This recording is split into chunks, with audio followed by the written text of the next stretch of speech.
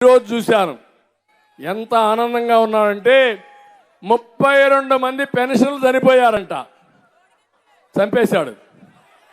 అంటే మనిషిలో ఇంగిత జ్ఞానం, బుద్ధి జ్ఞానం లేదు. నీది ప్రభుత్వం, నువ్వు ముఖ్యమంత్రివి. వాలంటీర్ల విషయంలో నేను చాలా స్పష్టంగా చెప్పాను. వాలంటీర్లు అనే వాళ్ళు ఉండాలి.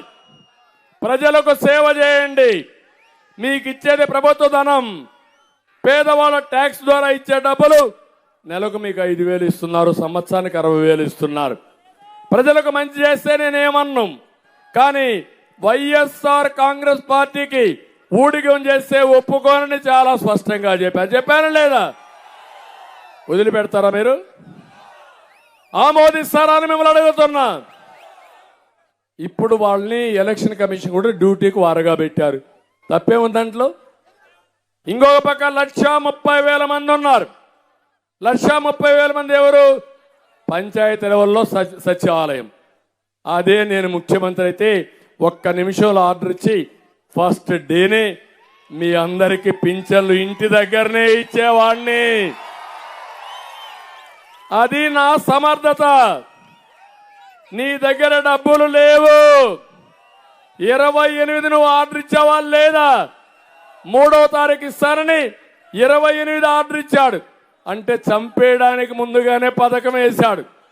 మళ్ళా శవ రాజకీయాలకు తెరదీసిన వ్యక్తి జగన్మోహన్ రెడ్డి.